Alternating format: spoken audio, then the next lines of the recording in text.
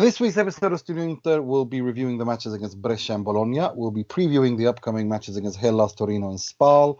We'll be talking to Forza Italian football and Marca in English, Dov Schiavone. This week's Moggi, Frog and Moratti, and much, much more. Everything here on Studio Inter, only on SempreInter.com. Per De Vrij, c'è la torre per Messina, l'ha presa! L'ha ripresa Messina! L'ha ripresa Messina!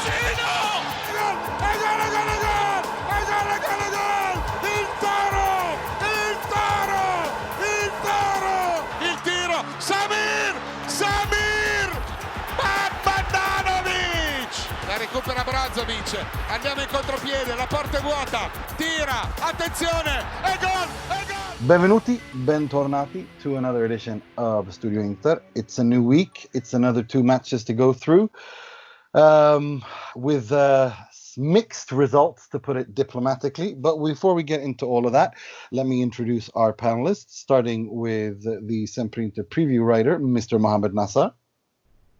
Hey, everyone. It's going to be a good episode. Yeah, and we're going to need you to live up to the name Mr. Positivity. That's all I'm going to say.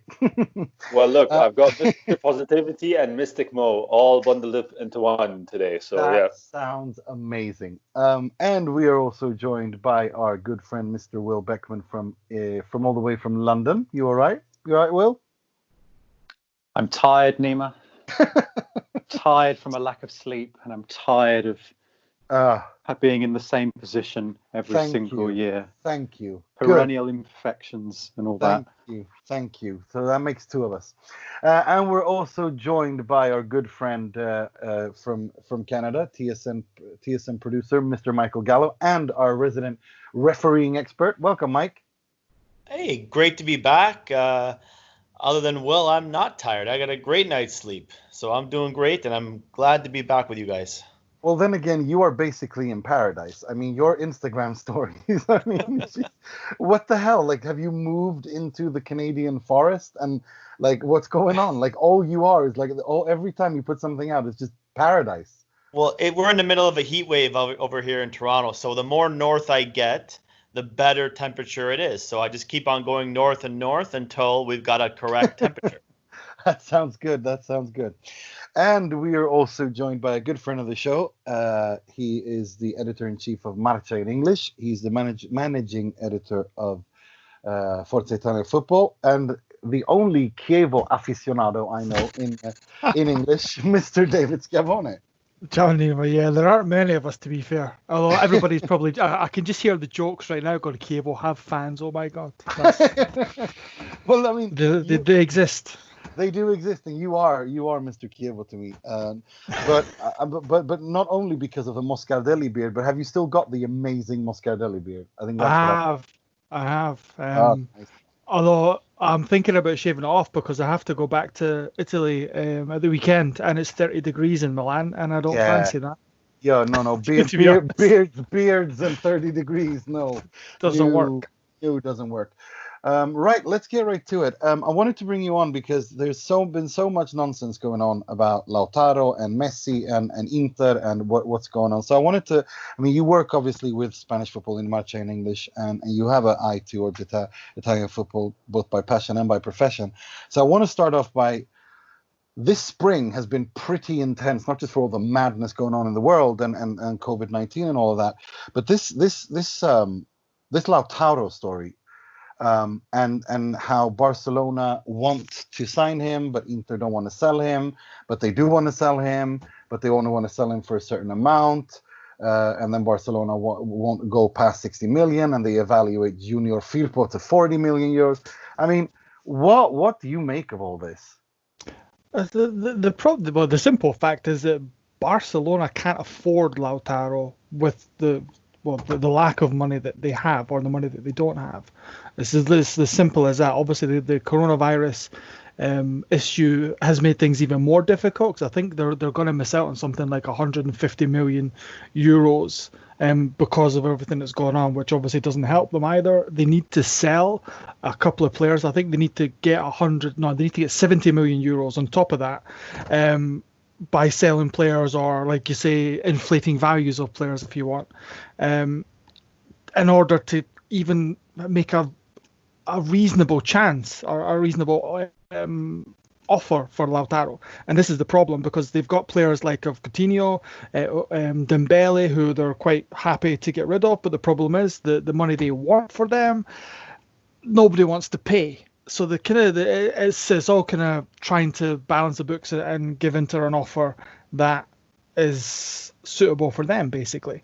And that, from everything that kind of has come out of Inter, is basically pay the release clause, which Barcelona can't afford to do. That's kind of the long and the short of it, really, to be honest. Right. I'll hand you over to Mo. Did you have a question for Dov? Yeah, Dov, about the finances of Barca and Real Madrid in general. I mean, we've seen UEFA finally make a ruling, financial fair play against Manchester City, and we understand that they're looking at PSG.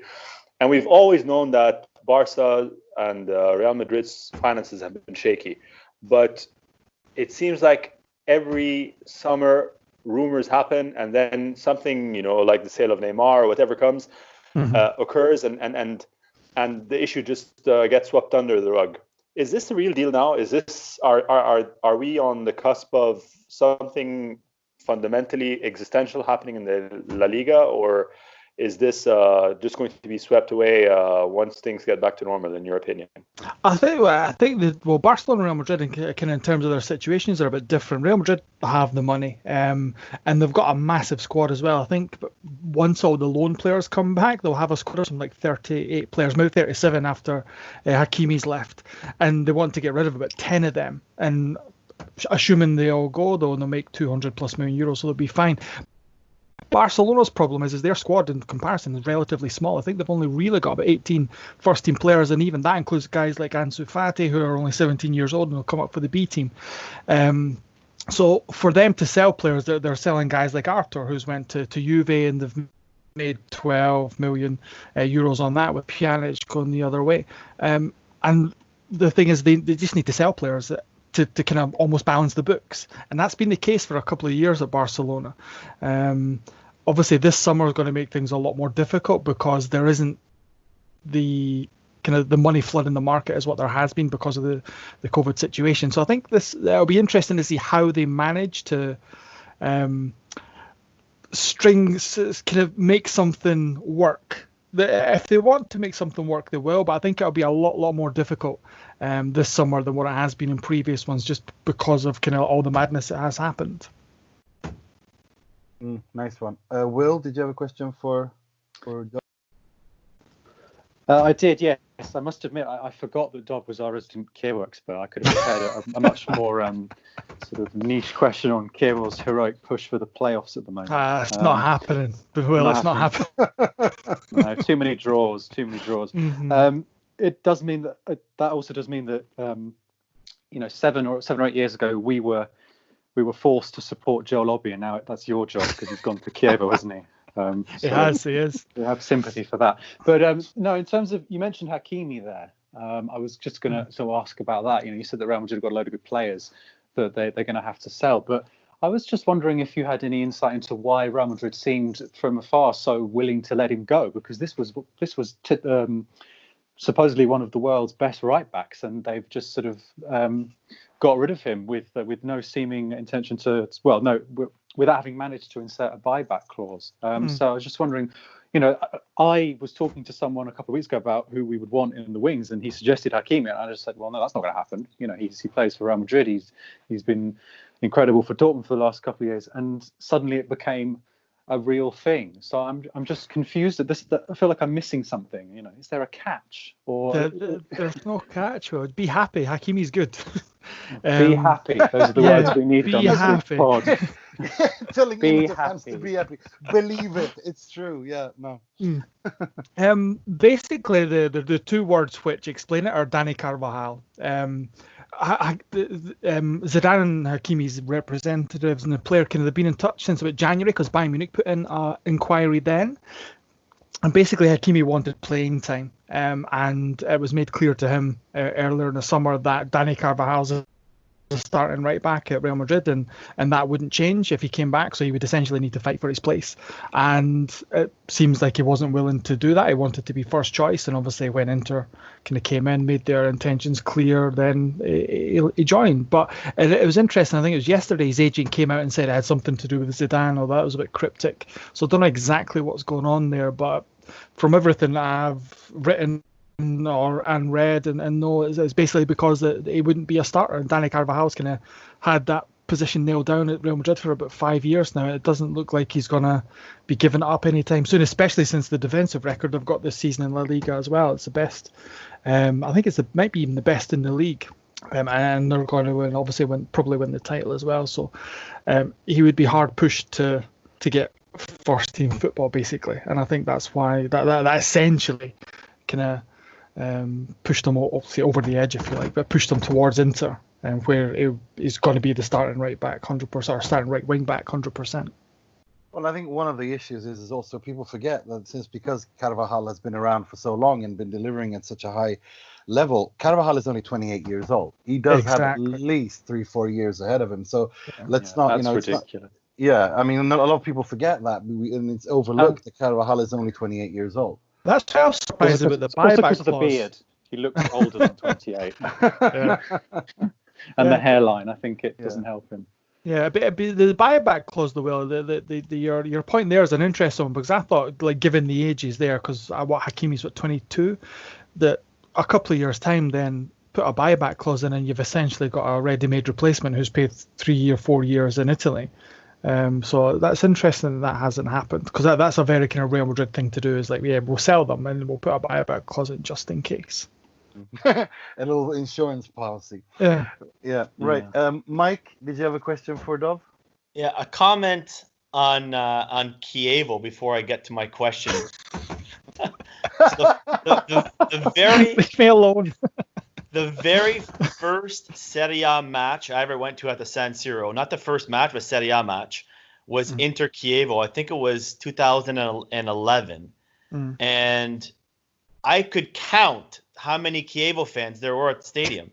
From I was sitting in the Curva Nord, and I could see all the way across to the Curva Sud up top where the away fans were sitting. I'm pretty sure I saw 4 fans. Italian fans don't travel well, Michael. That's the problem. It's not just a cable thing. Any of them have a? I was going to say. Did any of them have a giant beard? There was one guy with a big banner, but the other people were just sitting around. I think there was 4. I got a picture of it still. 4 fans. You have to post that. Right. Oh yeah, I'll have to. Right. My question is, so since we came back from this break, Lautaro, I would say his form has been very low, and I don't think he had that bad of a game yesterday. I don't think he was that. I mean, he missed the penalty, but I don't think overall, I don't think he was that bad. But do you think that since his form has been so poor, does that affect this whole potential transfer? And if a transfer did go through with Barcelona, would it be more likely that a player, like you mentioned about them having to offload some players, would it be more likely that a player would come back to Inter if that were to happen? You mean a Barcelona player going to Inter? Yeah. Would that help the transfer? Well, there's been like the kind of main one that's been banded around is Vidal and Firpo. Those are the kind of 2 that have been banded around, although whether or not they would actually kind of leave or the I think Nima suggested the 40 million valuation for one of them, whether that would be agreed is a whole kind of different story. But I think that for the transfer to go through, I mean, Barcelona have essentially decided that Lautaro is the replacement for Luis Suarez. He is Pjanic and Lautaro are the two summer transfer targets, and they've already got one. So basically, it means that any business they're going to do this summer kind of note is going to be for Lautaro. They've already said that Griezmann's, for example, not going to be a part of any deal, and obviously he's having issues at the club at the minute, which I think if you're going to swap, then I think having Griezmann as kind of some kind of make weight in that deal would kind of make it a lot easier to do. But Barcelona don't want to get rid of him, and it's just a case of squad players then, and how much do Inter want to take a 33-year-old Arturo Vidal or a Junior Firpo that hasn't really done anything of note since he moved to Barcelona, and have what I would call massive transfer fees in quotation marks attached to them.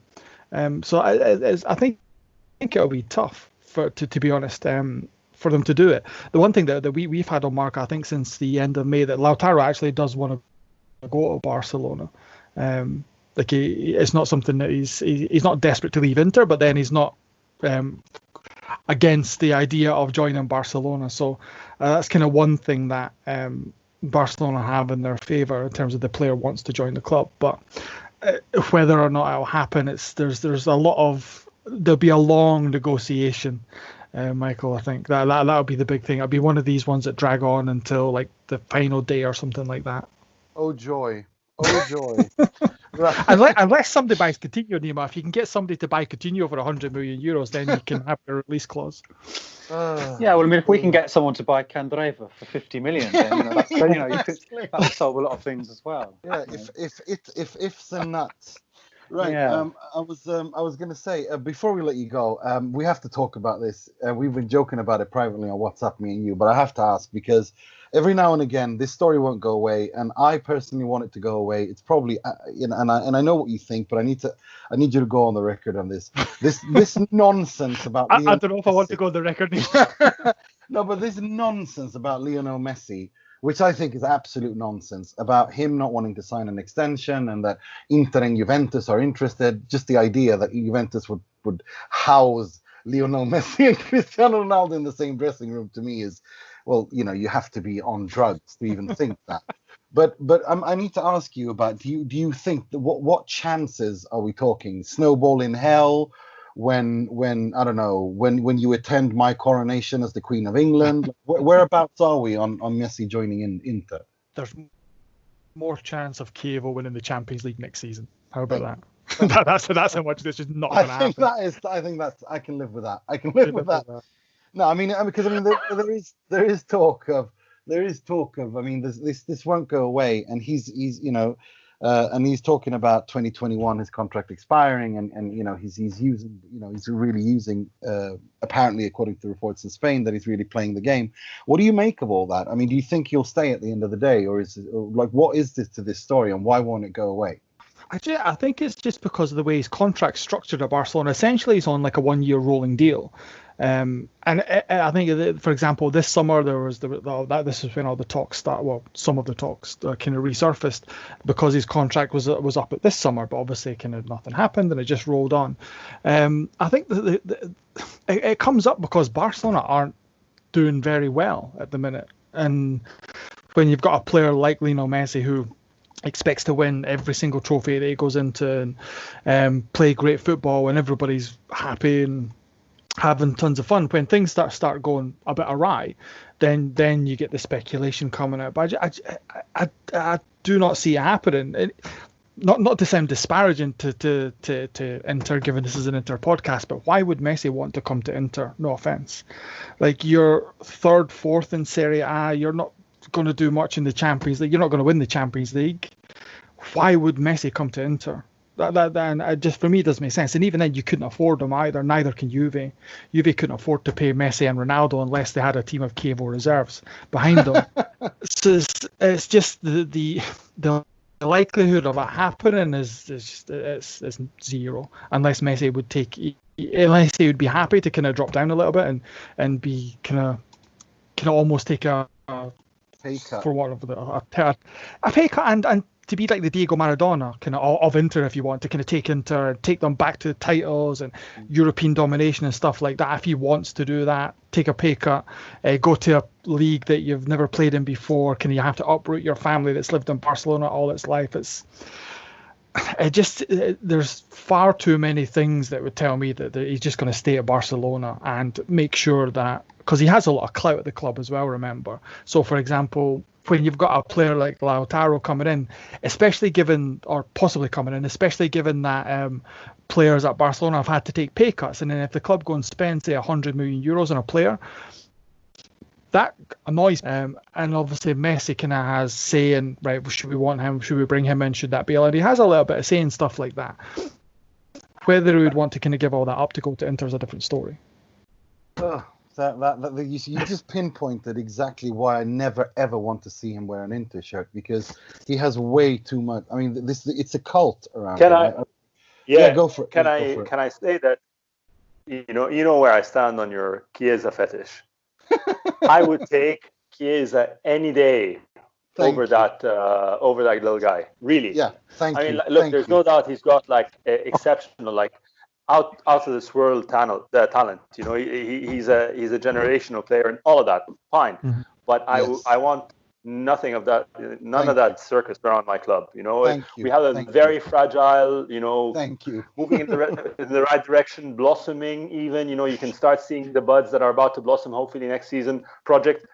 None of that anywhere around my club. Thank you. That's exactly where I am on that. And but then again, I know also that this is what really scares me, and I'm going to be 100% honest, and I'm going to go on the record on this. What scares me is the fact that this is exactly the kind of thing Sunni would do. They would do this. They have the money to do it. They have the resources to do it. They have the clout to do it. And they would do it just to prove a point. That is why I'm not just entirely saying, this is all nonsense, because this is them. This is Sunni to a T. Oh yeah, Juventus go get Cristiano Ronaldo, we'll go get Messi. Like this is how they, and also given how big he is and all the stuff surrounding that. So this is the only thing that scares me, that this could actually happen. It's 2%, 3%, 2%, but those 2-3% still scare me. But even then, you can take that 1 or 2% down, because even if Sunni did want to do it and they had the money and they would throw the money at it, you've still to convince the player. And it's not like convincing Hakimi or somebody like that who might not get game time. Messi can do what he likes. Yeah, he can do what he wants. Barcelona, it is FC Messilona. I mean, let's be honest. There's no doubt about that. He can do what he wants. Right. How about a Lautaro for Messi swap? How about that? How about you shut your mouth? Leave Lautaro alone. Keep worshipping Messi. Let the players alone. Leave them where they are. I mean, I honestly don't mind the Griezmann plus 60 million euros or whatever it is. That I'm fine with. But I don't want, for all the reasons Mo said, I do not want Lionel Messi anywhere near Inter. I really don't. It would be a circus that I don't want to be. You don't want Ronaldo v Messi again, Neymar. That's football. God. Football is only Ronaldo v Messi. I'm looking for a razor blade to cut my wrist while you're. Just the thought of that makes me suicidal. If you find that razor blade, you might need to keep it for the rest of the pod, given what we discussed. So keep looking. Yes, right. Thank you so much for coming on, Dov. I know you're not too active on social media, but if people want to follow you, if you got anything you want to highlight, and if they want to follow you, you go right ahead and do it. I'll plug everything, right? So Italian football, Forza Italian football, you can go on there, at Serie A FFC on Twitter.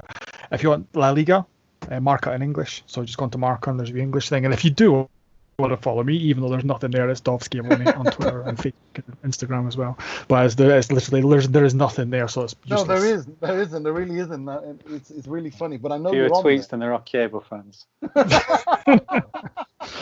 Brilliant. Thank you so much, Dov, for coming on. Perfect, guys. Have fun. Take care. Ciao. Take care. Ciao. Right. Let's enough of Lionel Messi. Let's talk about Ashley Young and Biraghi and Gagliardini and Tal. Let's worry about the mess we have instead of the one we could have potentially. And the mess we have is and I'm going to get right into it. Antonio Conte was not brought in to destroy Brescia 6-0. Antonio Conte was brought in to bring Inter closer to titles and to bring some stability to this club. Antonio Conte has not done that. Whether or not it's entirely his fault or not is a completely different story. But the fact of the matter is, yes, Inter have more points than they did under Mourinho during the treble season. with one very big difference. Mourinho won the treble that season. Inter aren't going to win are barely going to win the Europa League this season, if we're perfectly honest. What drives me, what really annoyed me the most about Bologna game, and and I tweeted this out earlier, is the fact that it's not just Antonio Conte. This is exactly the reason. What we're seeing from Conte is exactly the reason why I didn't want him to come to Inter in the first place. The Diego Godin issue, the Milan Skriniar issue, his volatile personality issue, the fact that he almost threatened to resign if the players don't sort themselves out, which we're going to get to as well. All of that is why I didn't want him. Now he's here. And when he's here, you have to give this kind of player, this kind of coach what he wants. Why is Andrea Ranocchia, Danilo D'Ambrosio, Roberto Gagliardini still starters for Inter? Why is Antonio Candreva still there? That's Conte's fault. But the rest of them, why are they still starting for Inter? In England, you've got this saying that you can't make chicken soup with chicken shit. Well, I'd say that Inter have been trying to cook chicken soup, a full chicken dinner with four giant chicken turds for the past decade, and it's been failing over and over and over again, and we're not getting anywhere. They have the mentality. They have the mentality that is as strong as paper mache.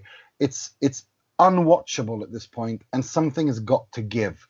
Why are we not learning from our mistakes? Mo, talk to me.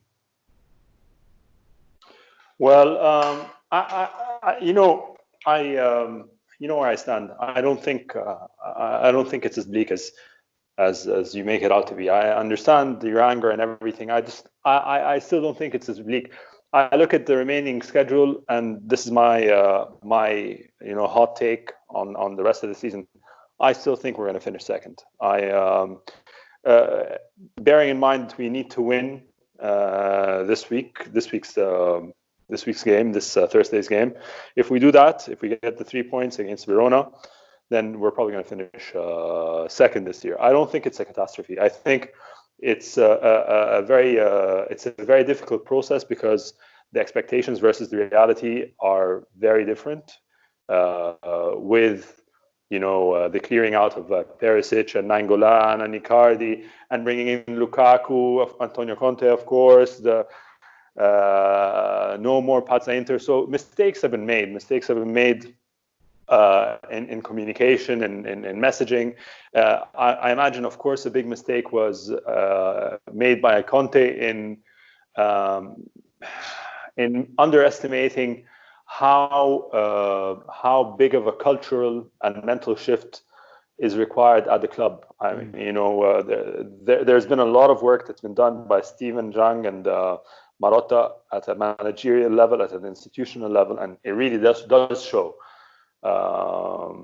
But in the dressing room, there's still a lot of work, and that work, like you said, is mainly dependent on or contingent upon clearing out the mentally fragile players and bringing in winners instead. But I'll say this, yesterday, in my opinion, it was as predictable as watching the Titanic the second time, knowing what happened.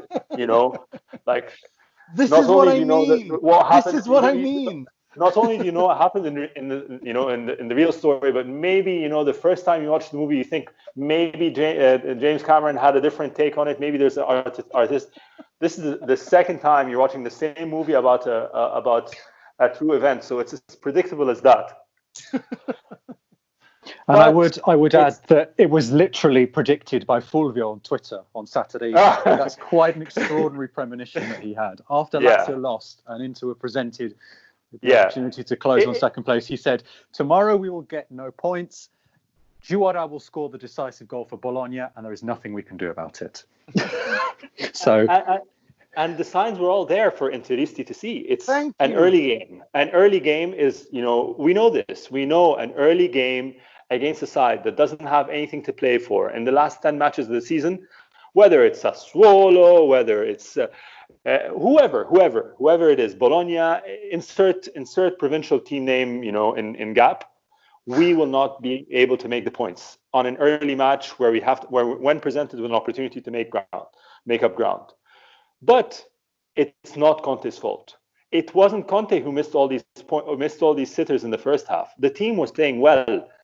Everybody was playing well. There was 100,000 chances in the first half. It wasn't Conte who had a stinker like Bastoni in the first half. The second But it yellow was card. Conte who didn't take him out when he was already booked in the first half, and it was Conte who decides to continuously play Roberto Gagliardini, Mohamed. Put Ranocchia on, and then we complain even more, or put Godin on the left, because you can't play D'Ambrosio on the right. Well, that's what I'm saying. He has options. They're not good, but they're better than playing Bastoni, who was, like you said, he had a stinker. He's a young player. He's going to have stinker. But Gagliardini, why does this man keep getting selected in lineups? What does he have to do to get kicked out? Who else is going to play? Borja Valero has never, ever in his life done anything as crappy as what Gagliardini has done in these last 3 games. You can't tell me that. I know he's old and blah, blah, blah. Yeah, he can't hack it for the full length, and I think Valero in the midfield in front of Barrow would have been chewed apart.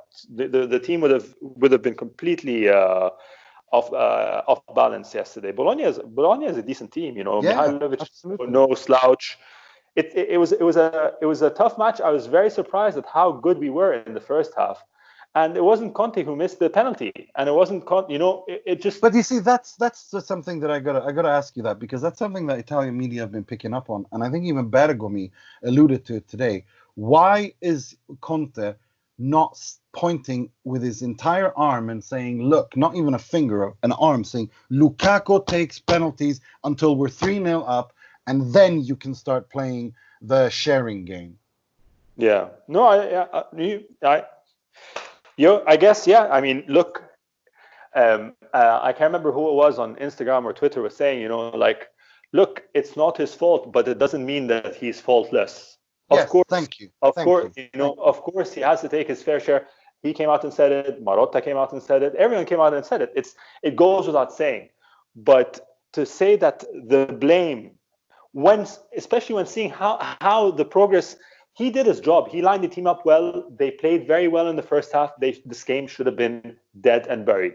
And even then, they came out in the second half, played decently, got a penalty, and completely squandered by the players. Completely by no fault of.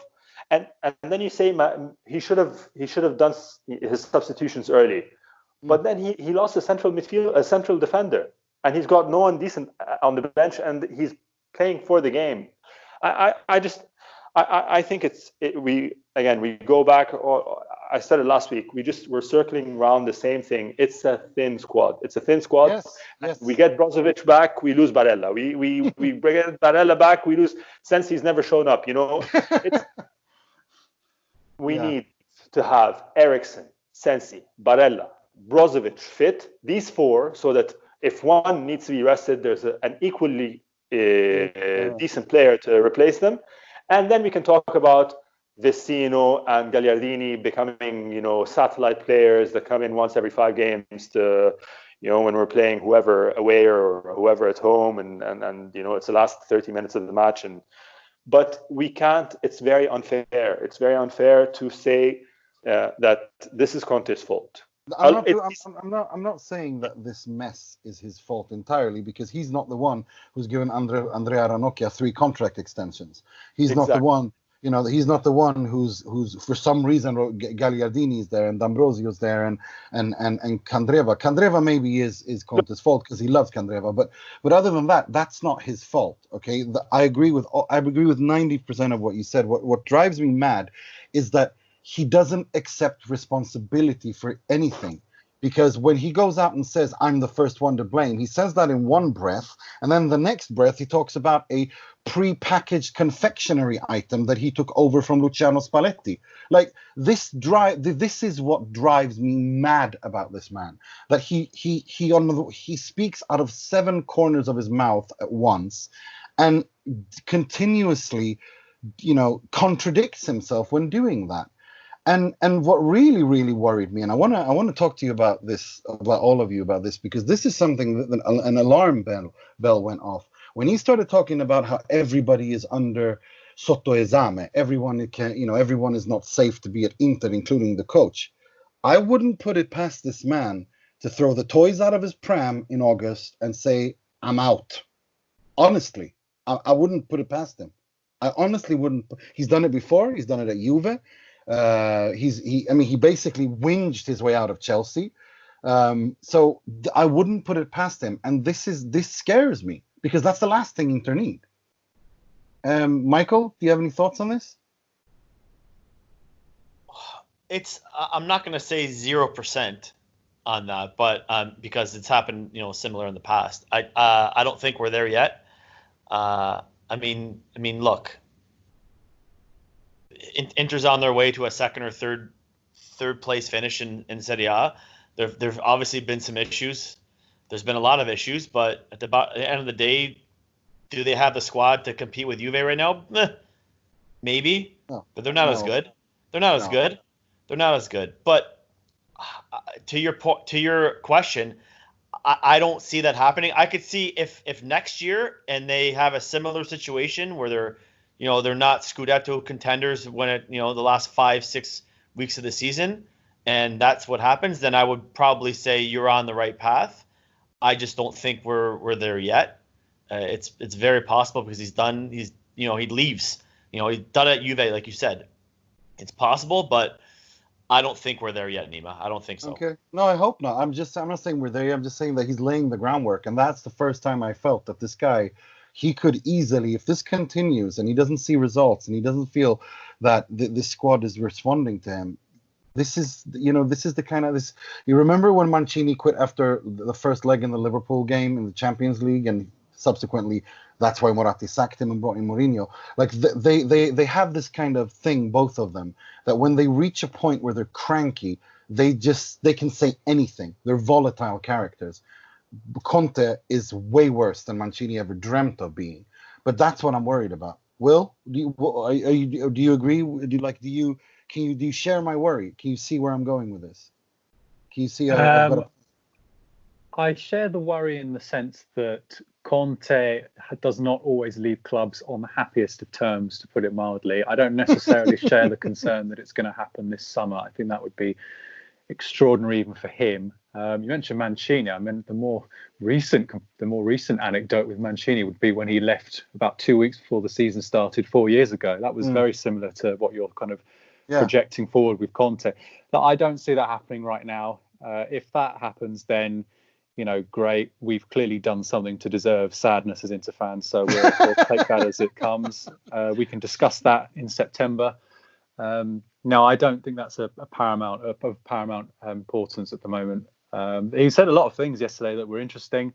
The phrase you've already highlighted about how everyone has to, everyone is under examination, and they have to, prove in the last 8 games that they have to be, da Inter. It's good enough to play for this club. I felt like I was going back in time to the last 3 or 4 seasons when we don't have any objectives left, and the last 5 or 6 matches are a test for who's going to be there next season. So that wasn't a happy memory that came into my mind. No, I don't share that concern right now. What I'm more concerned about is just the fact that this team and this club doesn't make any bloody sense. I'd like to normalize not knowing what's going on in this week's podcast, because how can you draw any sort of hard and fast conclusions about this team when they win 6-0 on Wednesday and then do that on a Sunday? There's no trend to this team. There's no sort of linear progression, be it good or bad. It's just up and down. As well in the second half of the season, it's been up and down, and that's what I don't understand. So I'm kind of at a loss for what to say this week. Go ahead. No, I just wanted to ask Mo if you share my concern about that this could be the beginning of the end with Conte, not Inter sacking Conte, but Conte sacking himself and leaving. Yeah, no, I don't think so. I think time tempers a lot of people. He's older than he was. Certainly not much older than Chelsea, but at Juve, I think he'll know that it would practically be career suicide. He's got a management that's got his full buy-in. He's the management's addressing his genuine squad concerns, and he's playing in a pressure-free environment from the top. The pressure is levied upon upon himself by himself mostly. It's I don't see it. I don't see it. Okay, that's good. I would say that one thing that I did actually take from yesterday, which was comforting, was that it was exactly the fact that he was angry, because there's been this. It's been strange that the Conte's last few months, if you take how he's been since the restart and also before, there was in the first half of the season he was a classic sort of hyena that we've come to know over the last few years, and the last few games he's almost seemed a bit flat and resigned on the touchline. The Sassuolo game there was no anger when Sassuolo conceded that. Who scored that goal right at the end, and that was concerning. His interview afterwards was very sort of defeatist and beaten. So I did see a little bit more irritation and fire yesterday. So I did take some kind of comfort from that he's still connected somehow and has a point to prove. That's exactly why because I'm not just basing my worry on just that statement. It is exactly what you said. That kind of resignation, and against Parma we saw it against Sassuolo, and also against Bologna towards the end of the game on the touchline. He looked completely resigned, and that worried me. Yeah, we're not used to that with Conte. No, we're not used to that with Conte at all, and that together with his statement, that to me rings a warning sign. Now, obviously, I'm not suggesting that he's going to resign. But I'm just saying that it raises alarm bells that I do not like at all. Yeah, it could be. Anyways, I want to hear what you think. I want to hear what you think about what me and Mo are talking about, because I want to tell our listeners who, I want to say that I'm not blaming Conte entirely, and I agree with 90% of what Mo said. A lot of it is structural issues at the club, but I do think that he needs to start taking responsibility in a different way, and not just be angry or resigned or start throwing Barella and Sensi under the bus because they're from Cagliari and Sassuolo. You know what I mean? Like this kind and this quote he gave about the ready-made confectionery item that really provoked me, because that is like no Inter coach, not even Mourinho, was backed in terms of net spend this much as he was last summer, and that is just a fact. Now, that's not his fault, absolutely, and I didn't expect Inter to win the Scudetto. Anyone who's been listening to this show and me and Mo knows that that's not how I work. If Inter were in thereabouts in April, then we can talk, but other than that, no. It's just his style, his volatile style, that worries me, and I think does more harm than good. Now, I hope I'm wrong, but if we talk about the Bologna game itself, what is the issue here? I mean, like you said, Will, this keeps happening over and over and over again. If it doesn't matter who the coach is, and it doesn't seem to almost matter who the players are, except for that, the red thread being Gagliardini, D'Ambrosio, Candreva, etc. But how did you view this game, Michael? I want to hear what you think about the Bologna game.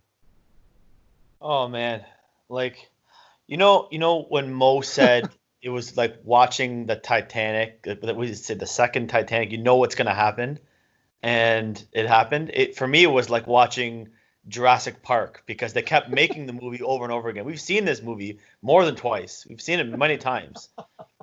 It's like, why are they doing this? They keep doing it, and what's going to happen. It's like a big volcano erupted all of a sudden when that penalty was missed. And like, when he missed that penalty, in everyone's mind, in my mind, it's like, oh my God, we're done. We're up 1-0, up a man. Yeah. And in back of my mind is like, this is, even when that penalty was missed, we still have a 99% chance of winning that game. But trust Inter to snatch defeat from the jaws of victory. How does that happen? You're on the brink of going up 2-0 against a team or down a man, a team that you are much better than, with not a third of the game left, and you not only not score the penalty, you not only then get a red card yourself, but then you give up 2 goals and lose the game at home. I know there's no fans, but at home. What is that? I was watching, and I was watching it. I'm like, okay, I kind of knew what was going to happen And in all of our minds, we kind of had the feeling that it could happen. But really, at the bottom line is, we can't lose this match. No chance. It's happened too many times. We can't. And it happened. You lost to Bologna at home, up Again. a man, 1-0, and a penalty to go up 2-0. The game is over. The game is over. I'd rather be up in that situation than be up 5-0 with 11 aside, because I'm more confident than being up a man with going up 2-0. And they put themselves and they dug themselves a hole, and they're all responsible. You want to blame Conte, you want to blame some players. Everybody is at fault for what happened yesterday. And thank God that this match really didn't mean anything, because the grand scheme of things, they're not getting first place. They're not finally. They hopefully aren't falling out of a Champions League spot. But thank God that this match didn't mean anything. Imagine if it did. Imagine if a Champions League spot or the Scudetto was on the line and that happened. What an embarrassment that would have been. It was already embarrassment as it is. What an embarrassment it would have been if that game meant something. You talk about the Dortmund game early in the season, of that game being an embarrassment when you're up 2-0 and you lose 3-2. That game was more embarrassing. The situation of what happened yesterday was way more embarrassing than what happened in Dortmund. I go, that is the absolute most embarrassing thing I've seen with Inter on the field this year, probably even last year too. And I was just in shock. But not in shock that I didn't expect it to happen, in shock that it actually did happen, because I was expecting it to happen, and it did happen. Yes, I couldn't agree more. Mo, you've got 3 people on the ledge. You really have to earn your Mr. Positivity nickname here. Talk us off the ledge, man. No, look, I'll just talk big picture. I told you guys, I think we should all take a big deep breath. And I'll reserve my ultimate judgment after the Hellas game. But in my opinion, it would be seriously worrying or worrisome if we don't, if we lose the Hellas game due to poor play, if we lose it due to unforeseen circumstances, referee errors, whatever, like the Fiorentina game last year or the year before, was it? I can't remember, the Ambrosio fake penalty. If it's a situation like that, then so be it. But if it's a straightforward match with no controversy and we don't manage to win the game, then it might be problematic. But if, as I predict, we do win, then I reckon when we look at the big picture at the end of the season, having seen Lazio and Atalanta's remaining matches scheduled, I think we'll finish second and everything is going to be all right. Okay. Beyond these isolated 90 minutes, we take a deep breath, look at the end of the season and judge, and we're going to find that everything's going to be all right. And I still think we have a good shot at Europa League. Yeah. Well, I really do. You said you want to say. It looked like you want to say something. Yeah, I was, as I said, I was very in a state of confusion today, trying to work out what on earth to say in this evening's pod. So I've kind of taken shelter in some numbers. I did some adding up and some dividing and such, and I've got some stats that you might feel depressed by. So I'd love to share them with you for that reason, because I don't think this has been quite negative enough so far. The thing that really confuses me about this team, as you said, the coaches change, the squads change, but there's one thing that doesn't change with this team, and that is that Inter start the season well, and then they fall off a cliff halfway through. I've taken the last 5 seasons, and if you remove the De Boer Pioli season, which was a law unto itself, in the last 4 seasons in a row, Inter's average points has capitulated in the so-called Gironi di Ritorno, the second half of the season. Mancini's last year in 2015 and 16, we had average points of 2.05 in the first half of the season. In the second half, it was 1.47. In Spalletti's first year, it was 2.16. That became 1.63 in the second half of the season. Last season, it was 2.05, which went to 1.58. And this year so far, we've had a 2.58 1.42 average, and it's now 1.64 in the second half of the season. Inter have been either 7th or 8th in the league table for the second half of the season in each of the last 4 seasons. So in other words, in the second half of the season, we are not good enough even to qualify for the Europa League for 4 years in a row. This year, we have had 18 points in 11 games, which puts us behind Napoli, Milan and Sassuolo, and now level with Bologna, who won yesterday. So these are the teams we're matching in terms of our form in the second half of the season. And yet, the only players that are still in the squad from 4 seasons ago, the year when Mancini finished 4th and then left, are Handanovic, D'Ambrosio, Ranocchia, Brozovic. So this is not a nucleus of players that is dragging Inter down. I don't think that argument is so valid anymore, unless you have a particular bugbear about Andrea Ranocchia, and I wouldn't blame you if you did.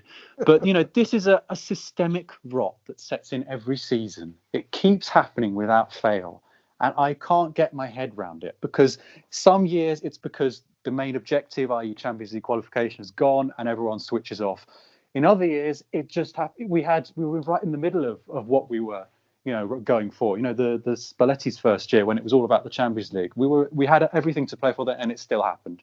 This year, it's back to the main objective, i.e. the Scudetto, disappearing, and I don't know what to think of it. Part of me thinks that this is some kind of mental fragility that's systemic in that dressing room. Part of me thinks it's because we don't have a squad depth, as was already mentioned to earlier. The subs bench yesterday was hardly anything to write home about. Sanchez and then a lot of nothingness sort of sat around him.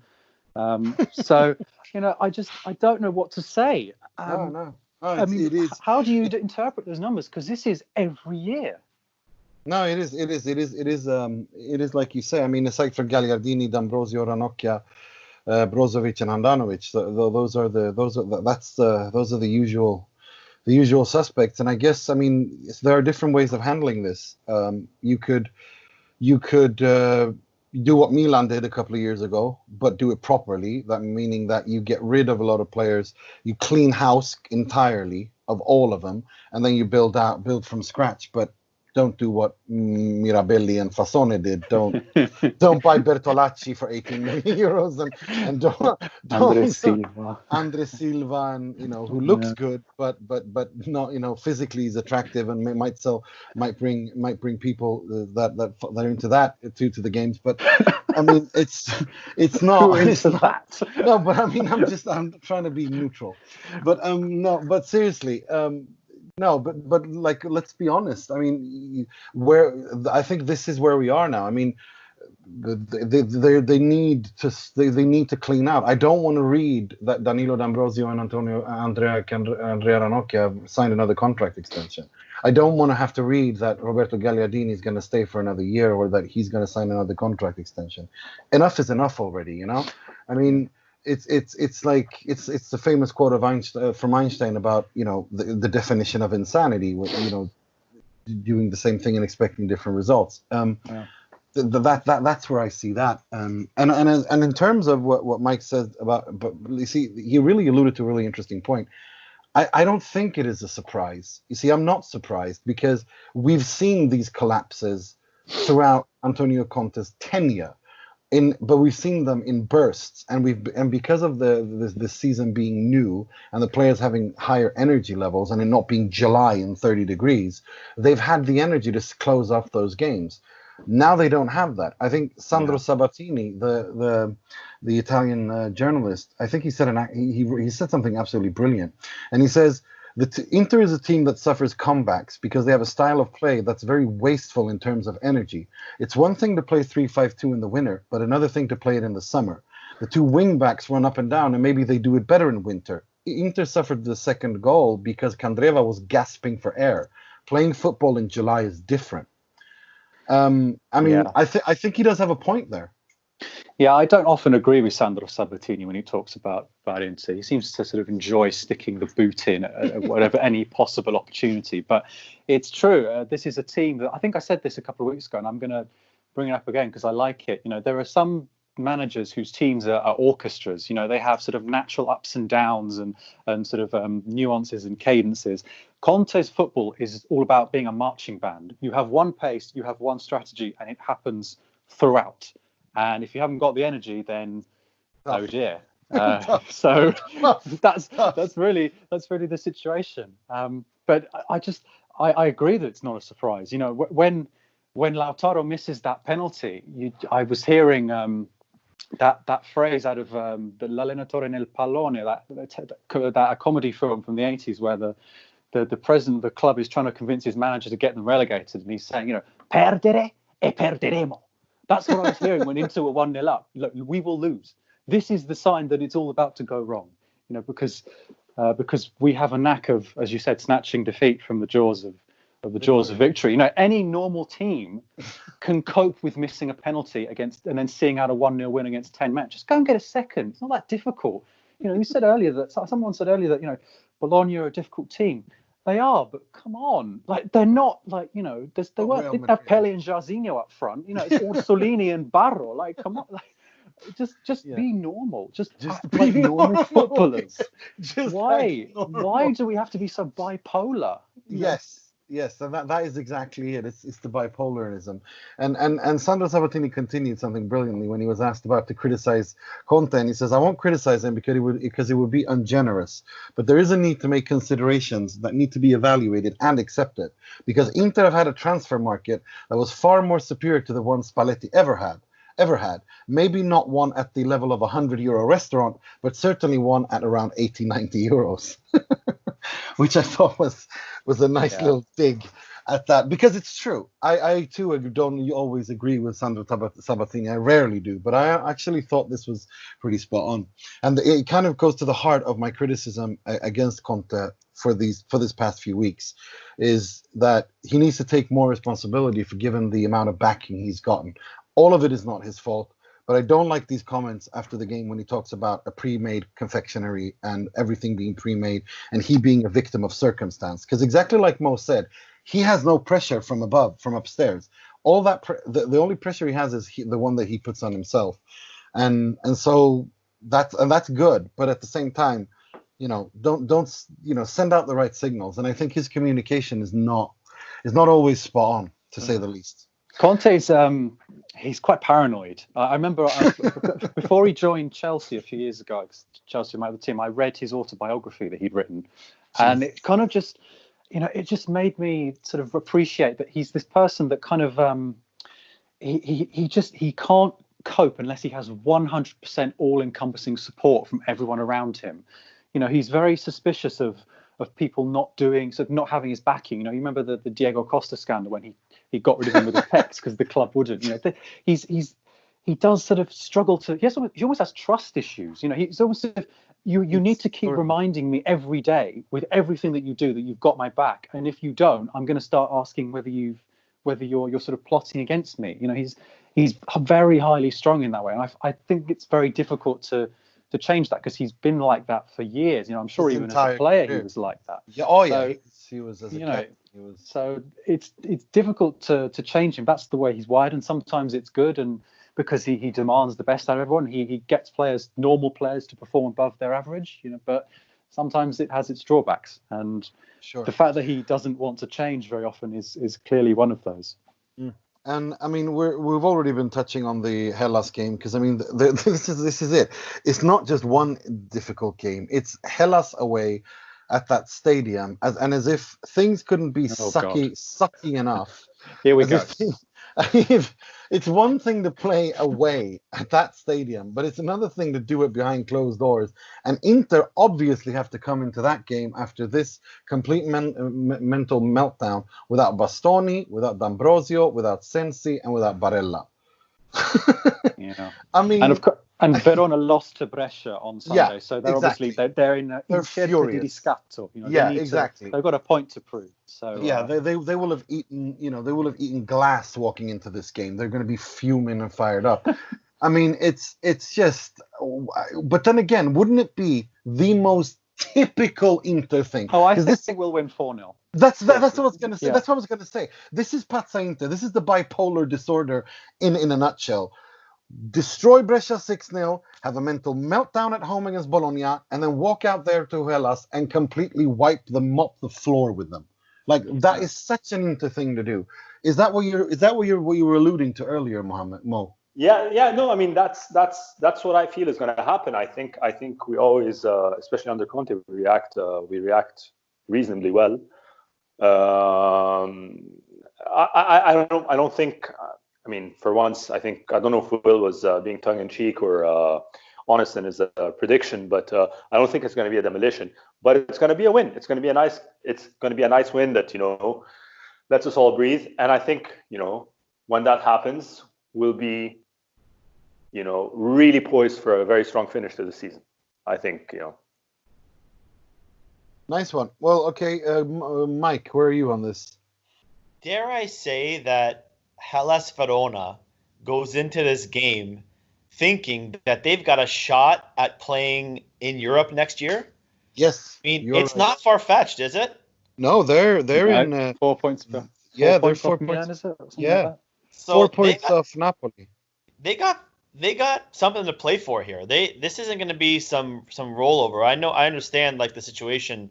This is Inter has a terrible match and they should follow up with a much better performance. Albeit, Barella's not going to be playing. Obviously, Sensi's not playing. So Bastoni not playing. So there's opportunity. But a team that is coming from Serie B within the last couple of years, and all of a sudden now they get a shot at Europe. When was the last time Hellas Verona was in this position when they were in Europe? I can't remember anything like this. 2000 or something like that. Yeah, something like that. A long time ago where they're in this position. With Prandelli, I think. Yeah. So there you go. And they're only a few points back, and they've got a lot on the line. They got a lot more on the line than Inter does. That's for sure, right? Well, I mean, at least table-wise. Yeah. But see that to me speaks for Inter, because if Hellas have, because that means Hellas have to. No, it does, because Hellas. I agree. I'm so go on. Yeah, no, because Hellas have something to play for, and that means they have to attack, and they won't do what Bologna and Sassuolo do, and they just are completely relaxed and let Inter dig themselves into a hole.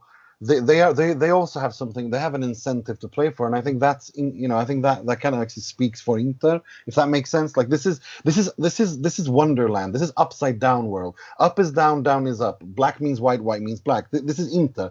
This is what Will said. It's bipolar. So so that's why I think this actually speaks in favor of Inter. The very fact that Hellas have something to play for. So I was quickly going to go because I don't want us to dwell too much on this, but the 3 upcoming games: Hellas away, Torino at home, and SPAL away. I'm going to go with win, draw, win. What about you, Will? Yeah, I would absolutely follow that up. This is exactly the point with Inter. The more reasons there are to fear the game, the more reasons there are to be confident. This is just how it works. You remember when we had to win away at Lazio to get into the Champions League? Everyone was saying that week, it's better that we have to win rather than just getting a draw, because we can't control comfortable situations. We have to be in trouble to produce the best, because we're not mentally capable of staying on the ball when things look easy.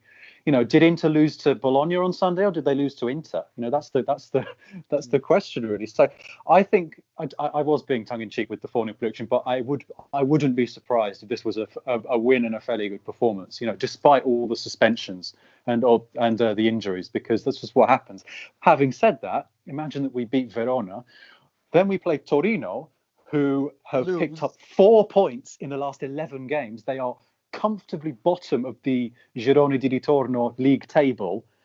That's the kind of game that we would then not win, having beaten Verona. So my prediction for the Torino game is that we will get the result that we didn't get against Verona. So if we beat Verona, we won't beat Torino. If we don't beat Verona, we'll beat Torino. That's the problem with this team. What about SPAL? I think we'll beat SPAL because, I mean, come on, they're like Brescia, they're pretty much down now. So I think that should be a win, I would hope, unless Gigi Di Biagio's got something up his sleeve. Mike, what about you? It'll be 7 points. It'll be 7 points from these next 3 games. I mean, look, like I just said, Verona's got something to play for, so they'll give us a good game. Torino, by then, maybe hey, they're only 5 or 6 points ahead of, I think it's Lecce for 18th right now. So look, they're totally not out of the clear yet, even though they probably should be. And then SPAL will probably be relegated by the time we play them. So that game probably has got that's got 3 points written all over it. But I've got a draw in either, like Will said, in either Torino or Verona. We'll get a point out of them, and 7 points overall from those next 3 games before we play Roma. What about you, Mo? 9 points, baby. I love you, man. Not happening. Tell you what. Look, I agree. Look, you've done you've done the proper breakdown, like really, of getting into the Inter psyche. You've looked at it the right way to look at it. Absolutely, I agree with you. And the fact that I always say this. Remember when we do predictions with a midweek match, when there's Champions League, I always say it depends on what we do in the midweek, how the weekend's going to pan out.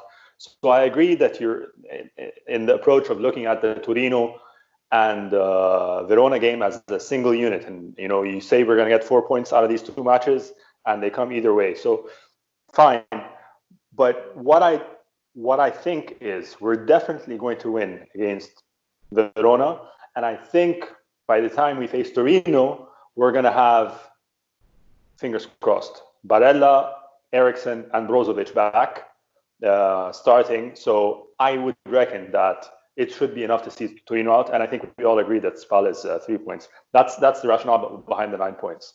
I think the screws are going to be turning, and Bastoni is going to be back. So we're going to have Bastoni, Skriniar, and De Vrij.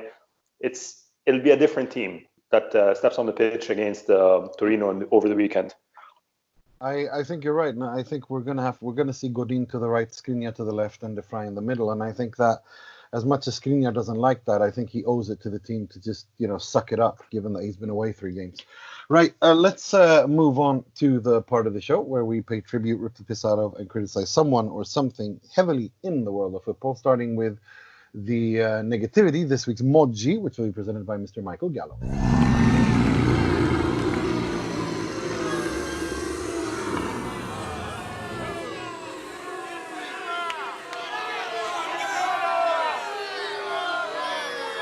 Well, Football Club Internazionale di Milano, their second half performance yesterday will get the entire Moggi of the week. However, I want to go back 1 month when we did a podcast coming out of the break, and a Mr. Will Beckman looked at the schedule for Inter coming up of the rest of the year, and he said, look at Inter's schedule. They play Sampdoria, Sassuolo, Parma, Brescia, Bologna, Hellas, Torino, SPAL, Roma, Fiorentina, Genoa, and I believe you end up with Napoli, Atalanta at the very end. And what's happened since then? Well, Will told us not to give up hope on our Scudetto hopes. And I'm like, you know what? Maybe he's got a point. Our schedule looks pretty easy. And then I did a total 180. I went from having no confidence of making a run at the Scudetto to hearing Will tell me about how easy the schedule was the rest of the year. Now he's given us these math equations, knowing what was coming anyways. So he's almost contradicting himself. So he's given us these great schedules. It's looking great. Maybe a little slip up from Lazio obviously slipped up. Juve a little bit too maybe. And sure enough, what have we done?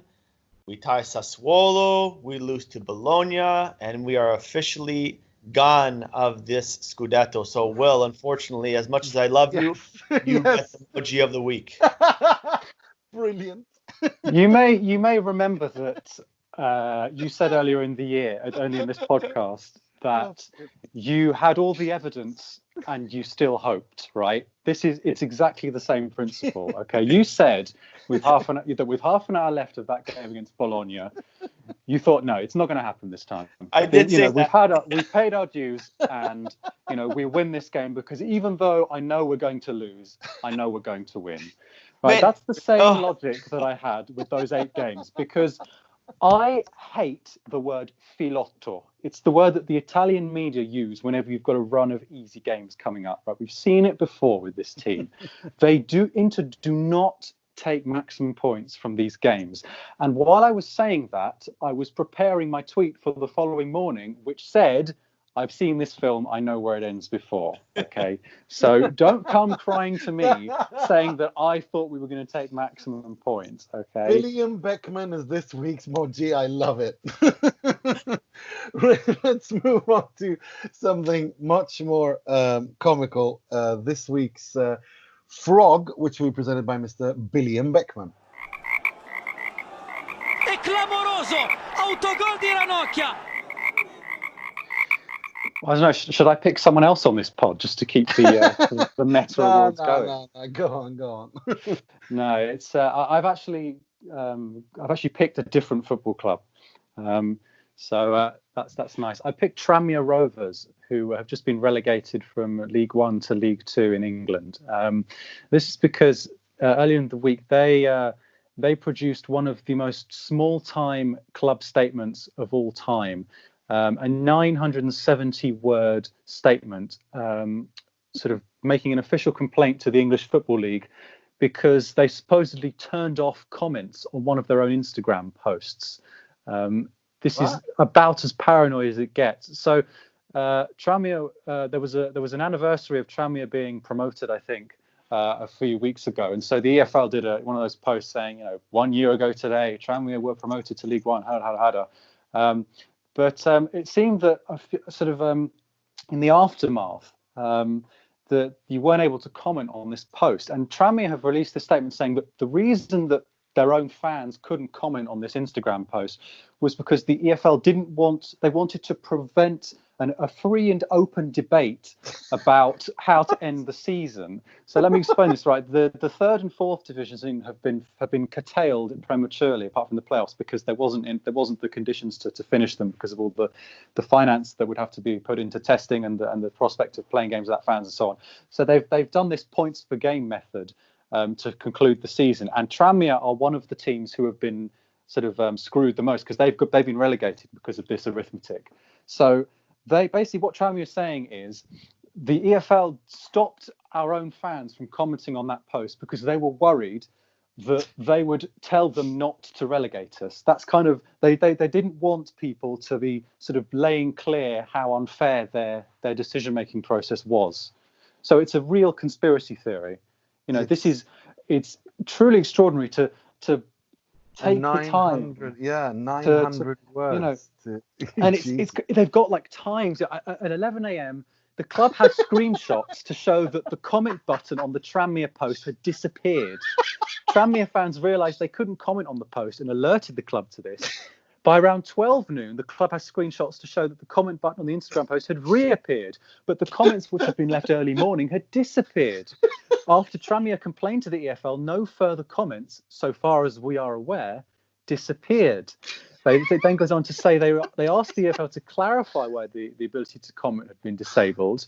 The EFL said they were not aware of any issue with the post and had not at any stage taken any action to either remove the ability to comment or to delete comment. They then go on to say that we were advised by a journalist that he'd been told by a member of the communications team that there had been a problem with the post, but they'd fixed it. And so on. There's then 4 points because apparently the EFL conducted a review into the comment section on this post, and there's a 4-point response. Oh my god! What a mess! The club says that their conclusions are highly unsatisfactory. They've then given 4 reasons, but why they don't accept that it was a technical glitch. If this was this is like proper sort of lower league Italian conspiracy theory. This is projection. Like, talk about being annoyed. Yeah, I mean, talk about being annoyed for being relegated and then go off on a complete tantrum over that. Wow, that was pretty embarrassing. That's a good frog. Right, let's move on to something much more positive. This week's Moratti, which will be presented by Mr. Mo Nassa. He works a lot, he's intelligent, and he surprises people sometimes with his ideas. Not easy to find one person of this qualities. Yeah, so this week's Moratti is Marotta. I think in these dire times, it's very, ostensibly dire times. Not it's very important to have a very level-headed figurehead at the club come out and say the right things, and not only say them just like Nima says about Conte and what he says and the way he says things. I think not only the words, but the way the words are conveyed is always equally important. And I think Marotta's interview yesterday with Sky was just that. It was it really gave me a sense of let's not worry too much. We know what we're doing with this club and blah blah blah, and people are upset, and the right people are upset in the right manner, and we're just going to work through this. So I think in these potentially turbulent times where under other layers of management or lack thereof, it's easy for the pot to boil over, or the water to boil over out of the pot, or whatever cooking metaphor you want to use. But having someone really level-headed and well spoken and measured is very important to make sure that any potential seeds or seedlings of a crisis are sufficiently or correctly contained. So he gets my vote this week. Amen. I mean, I shudder to think where we would be without that man, without that the level-headedness of that man and the coolness of that man that has definitely not had a calm moment since coming into this club. Remember, he walked right into the Wanda Icardi thing, and since then it's just been spinning on its own. It's Inter, pretty much. What are you going to do? What are you going to do? Icardi. Good God, man. How can you compare last season to this? Come on. Come on. Yeah, well, I mean, remember that? This is naked pictures. Yes, yeah, I was going to say. The S&M pictures of her dressed and him naked on Instagram. Me having to call my friends who have children who follow him on Instagram, telling them to take their phones and unfollow him. It's just like, I mean, yeah, I'm glad. I mean, yeah. It was less than 12. It was less than 12 months ago. It was 8-9 months ago. I just want to say, but this is like, it's like I always say, Inter years is like dog years. Like one, it's like one human year. Like in one human year you have 14 Inter years. This club ages you. Right, that's all we had time for this week. I'd like to thank Dov. I'd like to thank you, Mo, Mr. Positivity. Thank God you were on this, because I needed to hear this. That's what I do. Thanks, guys. Always a pleasure. Thank you. And as always, Mr. Michael Gallo. Thank you so much. A pleasure to be here once again, gentlemen. Love talking to you guys. And as always, Mr. William Beckman Moggi, as we will call him henceforth. Well, it's been a lovely 2 or 3 years working on this podcast with you guys, but I think it's been made clear that my services are no longer required. So I'll enjoy listening in the next few weeks, and good luck, guys. You've got this covered. So I think I'll just I'll take a step back now. Oh, brilliant. Thank you to all of you for listening. My name is Nima Tavale, wishing you all a good week, 9 points, and sempre e solo Forza Inter.